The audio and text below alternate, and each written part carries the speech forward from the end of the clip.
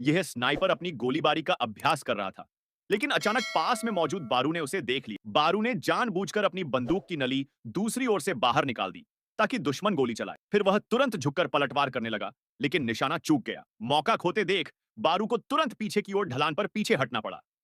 लेकिन जब उसने बंदूक में गोली भरने के लिए बोल्ट खींचा, तो भय से पाया कि अब केवल एक ही गोली बची। फिर भी बारू तनिक भी नहीं घबराया। उसने गोली को नीचे एक खांचे में दबाया और तुरंत खड़ा होकर गोली चलाने की मुद्रा बना। दुश्मन को लगा कि बारू की गोलियां खत्म हो चुकी हैं। इस बार दुश्मन ने उसे खत्म नहीं किया। बारू जमीन पर गिरा पड़ा था, लेकिन उसने चुपचाप गोली भर ली। उसने बंदूक की नली को अपने कंधे से टिकाया और सीधा बैठ। बारू का खून चारों ओर बहता देख दुश्मन निश्चिंत हो गया कि अब वह खतरा नहीं है, और संतुष्ट होकर आगे बढ़ाया।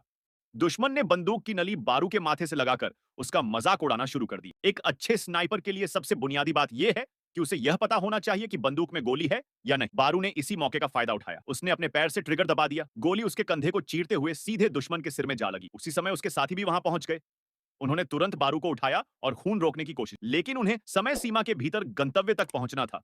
इसलिए बारू को आराम का मौका तक नहीं मिला और वह आगे बढ़ गया। कुछ ही देर में वे लोग एक खुले मैदान में पहुंच गए। आगे घात लगाकर हमला होने की आशंका से बारू ने अपने कुछ माहिर सैनिकों को आगे टोह लेने भेजा। वाकई घास के झुरमुटों में दुश्मन छिपा बैठा था। जैसे ही सैनिक घास के गहरे हिस्से में पहुंचे, दुश्मनों ने वहीं से उन पर अंधाधुंध फायरिंग शुरू कर दी। सैनिकों को संभलने का भी मौका नहीं मिला और वे दुश्मन के हाथों शहीद हो गए। घास इतनी घनी थी कि पीछे खड़ा बारू दुश्मनों की सही स्थिति पहचान नहीं पा रहा था। अगर वे रास्ता बदलते तो आधा से ज्यादा समय बर्बाद हो जाता।